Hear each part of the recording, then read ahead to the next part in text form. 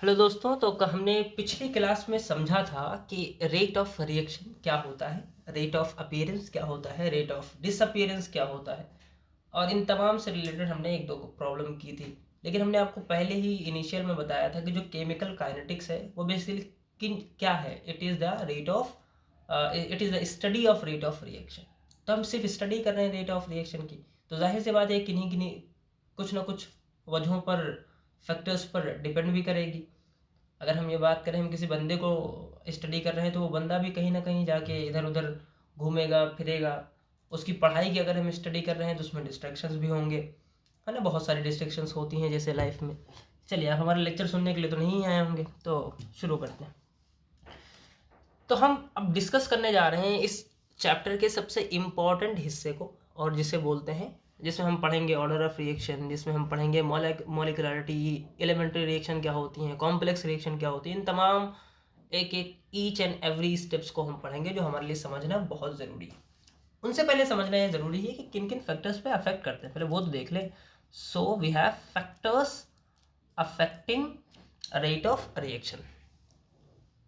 सबसे पहला जो फैक्टर है जिसको हमें पढ़ना है, और इस चैप्टर का सबसे बड़ा फैक्टर्स वही है, और उसी से क्वेश्चन बनते ही है, concentration of reactant. The first factor is concentration of reactant, and the second one is, this is also very important क्योंकि ये भी हमारे सिलेबस में है।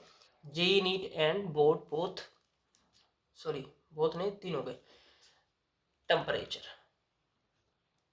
है नहीं, टेम्परेचर का तो बहुत ज़्यादा है ना, ग्लोबल वार्मिंग वैसे भी चल रही है, तो टेम्परेचर का तो वैसे भी बहुत महत्व है ही, इम्पोर्टेंट है ही। अगला फैक्टर है हमारा कटलिस्ट। इसके बारे में आपने सुना ही होगा कभी ना कभी ज़िंदगी में, सरफेस केमिस्ट्री पढ़ा होगा तब तो थोड़ा और ज़्यादा सुन लिया होगा। And fourth is partial pressure of case. इससे क्वेश्चन पूछे गए हैं और इसे हम नेग्लेक्ट नहीं कर सकते हैं। पार्शियल प्रेशर ऑफ गैस, और दोनों में पूछे जाते हैं, बोर्ड्स में भी पूछे जाते हैं, तो ध्यानपूर्वक समझिएगा। Fifth, nature of reactant, nature of reactant, इसी के नीचे छठा लिख लेते हैं। Intensity of light, intensity of light, intensity of light in photo chemical reaction. I hope you knew about it. Photochemical reaction क्या होती है? फोटो मीन्स होती है लाइट। आपने अगर पढ़ा होगा photo electric effect, either in physics और इन केमिस्ट्री। फिजिक्स में आप पढ़ते हैं, मॉडर्न फिजिक्स में, केमिस्ट्री में पढ़ते हैं आप स्ट्रक्चर ऑफ एटम में, तो आपने सुना होगा। सरफेस एरिया, देखो ये जो पार्ट है ये तो मैं यहीं बता देता हूँ, बाहर जाने की जरूरत नहीं है। सरफेस एरिया मतलब more surface area, more surface area, more surface area, more will be the more will be the rate of reaction, that's it, and vice versa, rate of reaction। तो इसमें बहुत ज़्यादा आपको सोचने की, दिमाग लगाने की ज़रूरत नहीं है। लेकिन जो सबसे पहला और दूसरा है, इवन फर्स्ट फोर बहुत इंपॉर्टेंट, लेकिन जो पहले दो हैं वो सबसे ज़्यादा इंपॉर्टेंट। पहले दो में सबसे ज़्यादा इंपॉर्टेंट कंसंट्रेशन ऑफ रिएक्टेंट, जो हमको समझना बहुत बहुत बहुत ज़रूरी है। आज हम उसी के बारे में चर्चा करेंगे, और आज नहीं, ये एक लेक्चर में ख़त्म होने वाली चीज़ नहीं है, कई सारे लेक्चर्स लेती है ये अपने आप में, और इसी में आप कई सारी चीज़ें पढ़ते हैं। तो सबसे पहले हेडिंग बना लीजिए, फर्स्ट कंसंट्रेशन ऑफ रिएक्टेंट, और इसके लिए एक हेडिंग होती है जिसे बोलते हैं रेट लॉ। ये भाई साहब इन्होंने ही तमाम जो मुश्किलात आपके लिए पैदा की हैं यही है। समझने में मुश्किल है लेकिन आसान है, सब कुछ होता नहीं। एक मैथमेटिकल एक्सप्रेशन है जो ये बताता है कि जो रेट ऑफ रिएक्शन है, जो रेट ऑफ रिएक्शन है वो डायरेक्टली प्रोपोर्शनल है प्रोडक्ट ऑफ, सॉरी प्रोडक्ट नहीं, प्रोडक्ट मतलब मल्टीप्लिकेशन, सिंपली ये समझिए, मल्टीप्लिकेशन ऑफ व्हाट, रिएक्टेंट्स। जितने भी रिएक्टेंट होंगे उनका मल्टीप्लिकेशन, और उनकी पावर कुछ ना कुछ होगी। हम ऐसे ही नहीं बता सकते हैं कि उसकी मतलब बाई सीइंग, जैसे कि हम ऐसे कोई रिएक्शन लिखें जैसे हमने पहले लिखी थी, हम ऐसे ही नहीं बता सकते कि इसकी पावर, जो इसका स्टोइकोमेट्रिक कोफिशिएंट है वही है। ये बहुत इंपॉर्टेंट और बहुत ज़रूरी कॉन्सेप्ट है जो आपको समझना है, और यहीं से थोड़ी सी कॉम्प्लेक्सिटी आपको देखने को मिलेगी। आपको ये समझना है कि रेट लॉ ये बोलता है that rate of reaction rate of reaction is directly proportional to the multiplication of what, reactant, उसकी कुछ पावर, मैं मान लेता हूँ उसकी पावर x है और इसकी पावर y है।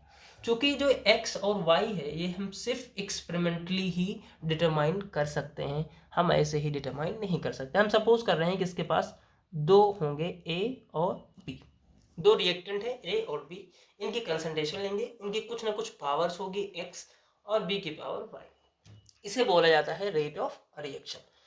आप सबको पता होगा, अगर आपने साइंस पढ़ रहे हैं तो रेट ऑफ रिएक्शन, ये जो प्रोपोर्शनलिटी की साइन है, जब इसे हम हटाते हैं तो यहाँ पर कोई ना कोई कांस्टेंट हम जरूर लेके आते हैं। जैसे ओम्स लॉ पढ़ा होगा आपने, V प्रोपोर्शनल टू I, वहाँ से हटाया गया था तो एक रेजिस्टेंस आया था। तो ऐसे बहुत सारे कांस्टेंट आपने ज़िंदगी में पढ़ लिए होंगे। उसी तरीके से ये हमारे पास भी है क्या, K, इसके बारे में डिस्कस करेंगे, चर्चा करेंगे, बहुत ज़रूरी है ये। अब आपको यहीं से 2-3 टर्म आपको मैं समझाता हूँ। क्योंकि हम ये जो x और y हैं, x and y determined only by experiment।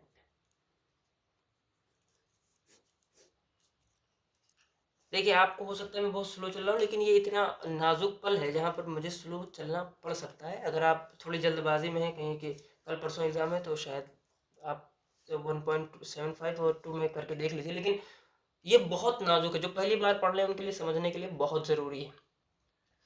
जो x और y है, x is the order with respect to what, a, and y is the order with respect to what, b, and x plus y is overall order of reaction, overall order of reaction। चूंकि x और y सिर्फ और सिर्फ हम experimental basis पे ही इसे हम समझ सकते हैं, पढ़ सकते हैं, निकाल सकते हैं, तब ऑर्डर ऑफ रिएक्शन कुछ भी हो सकता है, ऑर्डर कुछ भी हो सकता है, और ये कुछ डिफरेंसेस आपको काम आएंगे। ऑर्डर में be zero, integer means negative positive boths, fraction and many more. तो ये आपको हो सकता है कि इस तरह के भी हमें क्या देखने को मिले, ऑर्डर देखने को मिले, क्योंकि ये एक्सपेरिमेंटल वैल्यू है, इस वजह से। ठीक है, अब डायरेक्ट हम सीधा चर्चा करते हैं, क्योंकि ज़्यादा टाइम भी लेना अच्छी बात नहीं है। बात करते हैं रेट कांस्टेंट की। जो रेट कांस्टेंट हमने के लिया है, इसके बारे में, इसको 2-3 नाम दिए जाते हैं, आप सुन लीजिए, लिख लीजिए। सब first name is velocity constant भी बोला जाता है, इसे स्पेसिफिक रेट ऑफ रिएक्शन भी बोला जाता है।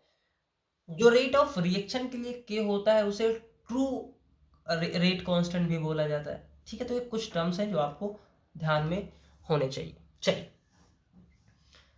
अगर हम देखें तो के बेसिकली क्या है, के is the measure of speed of reaction, that's it. जो के है, इसका मतलब हमारा जो रेट कांस्टेंट है वो स्पीड को मेजर करता है कि कौन सी रिएक्शन कितनी फास्ट स्लो होगी, है ना।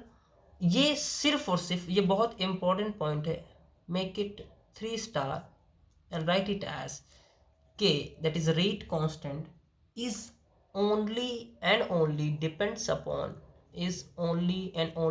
depends upon what, temperature and catalyst only। ये बहुत इंपॉर्टेंट पॉइंट है। ये कभी कभी आपको एग्जामिनेशन में 4 MCQ बना के दे देगा। जैसे उसने कंसंट्रेशन ऑफ रिएक्टेंट चेंज किया और आपसे पूछेगा क्या रेट कांस्टेंट चेंज होगा? बिल्कुल नहीं होगा जनाब। रेट कांस्टेंट सिर्फ और सिर्फ टेम्परेचर बढ़ाने पर ही चेंज होगा। जैसे हम समझते हैं कि हमें चाय बनानी है, चाय बनाना भी एक रिएक्शन मैकेनिज्म है, राइट। टेम्परेचर बढ़ाएंगे तो चाय तेजी के साथ बन जाती है ना। तो वहां पर हम बेसिकली कि हमारा जो है वो बढ़ जाता है। लेकिन अगर हम ये कहें कि विदाउट, हम सिर्फ उसमें चाय और डाल दें, उसके रिएक्टेंट अमाउंट पर डिपेंड नहीं होता है। तो आपको ध्यान देना है जो रेट कांस्टेंट है, it only depends upon temperature and catalyst only. अब इसके कुछ रेट ऑफ रिएक्शन, ये जो रेट कांस्टेंट है इसके कुछ यूनिट्स होंगे, वो यूनिट्स आपको देखें। For zero order reaction, for zero order reaction, अगर रेट ऑफ रिएक्शन जो ऑर्डर है वो जीरो होगा, तो ए हो चाहे बी हो चाहे जितने भी हमारे पास यहाँ पर रिएक्टेंट हो, उन सब की पावर होगी जीरो। तो इसकी यूनिट्स हम निकालने की कोशिश कर रहे हैं और यूनिट से कई सारे फायदे होंगे, बताता हूँ मैं। R is equals to it will become K, और आर की यूनिट हमें पता है, आर होता है मोल पर लीटर पर सेकंड, तो के की यूनिट भी सेम हो जाएगी। For first order reaction, for first order reaction, for first order reaction it will become R is equals to K times of A. ठीक है, आर क्या होती है, मोल पर लीटर पर सेकंड, के से, और ए जो कॉन्सेंट्रेशन है इसकी यूनिट होती है मोल पर लीटर, मोल से मोल गया, लीटर से लीटर गया, तो के की यूनिट निकल करके आती है सेकंड इनवर्स। बस यही दिखाने के लिए यहाँ पर लाया था। कभी कभी आपको क्या होगा, रेट ऑफ रिएक्शन कोई क्वेश्चन होगा और उसमें रेट कांस्टेंट दिया होगा 1.6 इंटू 10⁻³ सेकंड इनवर्स, और आपको ये नहीं बताएगा होगा कि कौन सी रिएक्शन, कौन सी ऑर्डर की रिएक्शन है। तब आपको ये ध्यान देना है कि सिर्फ और सिर्फ फर्स्ट ऑर्डर की रिएक्शन है, तो इसके यूनिट से ही हम क्या पता लगा लेंगे कि कौन सी ऑर्डर की रिएक्शन है। इस वजह से यूनिट पढ़ाई जाती है। Thank you. आगे बढ़ते हैं। देखिए, एक चीज़ को समझना बहुत ज़रूरी है और थोड़ा सा उस टॉपिक के बारे में थोड़ा सा ख्याल कर लें, वो है टाइप्स ऑफ रिएक्शन। रिएक्शन तो वैसे कई टाइप के होते हैं, सोचने में बोलो, आगे पीछे दाएं बाएं कैसी भी रिएक्शन हो सकती है। हम यहाँ पर टाइप डिस्कस कर रहे हैं on the basis of mechanism step, on the basis of mechanism step.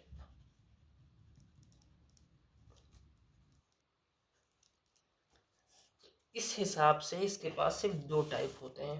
The first is elementary reaction, elementary reaction, and second is complex reaction.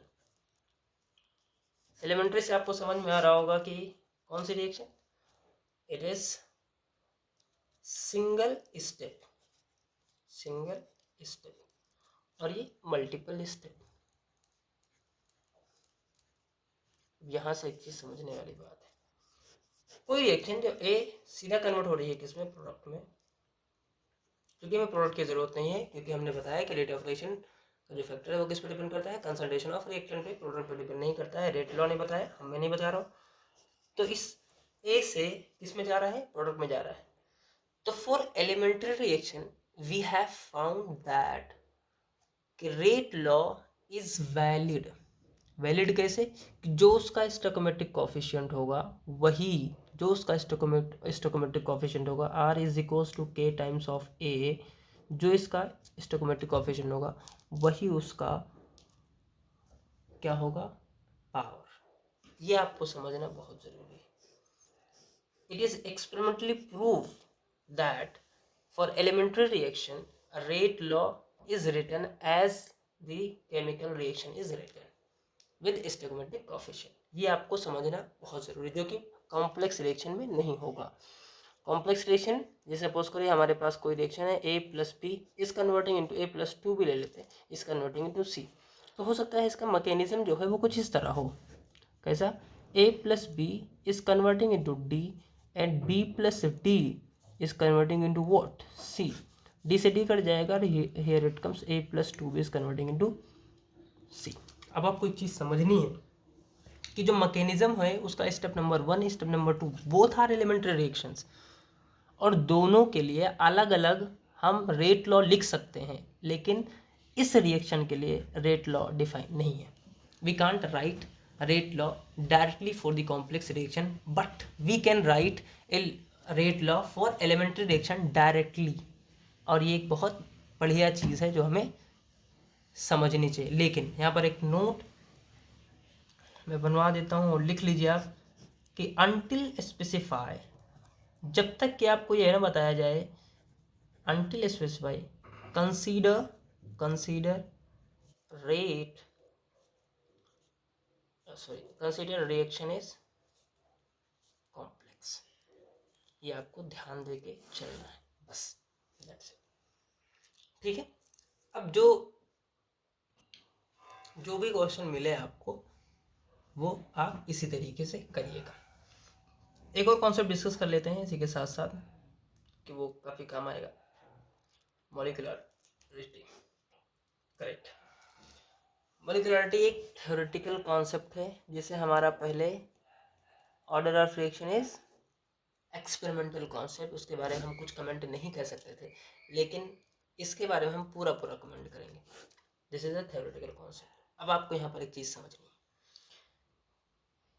molecularity is only and only defined for elementary reaction. It is defined for elementary reaction. elementary reaction. सबने कहा ठीक, हमने भी कहा ठीक। आगे बढ़ते हैं। क्या है ये बड़ी ज़रूरी बात है तो बताया ही नहीं। ये है ये कि total number of what reacting species कहाँ पे taking part in a chemical reaction। एक केमिकल रिएक्शन में जो हमारे स्पीशीज हैं, जो जितने नंबर ऑफ स्पीशीज हैं, वो जितने पार्ट ले रहे हैं, हिस्सा ले रहे हैं, उन्हें बोलते हैं molecularity. Like A + B converting into product. तो इसका जो मॉलिक्यूलरिटी है ये होगा A + B।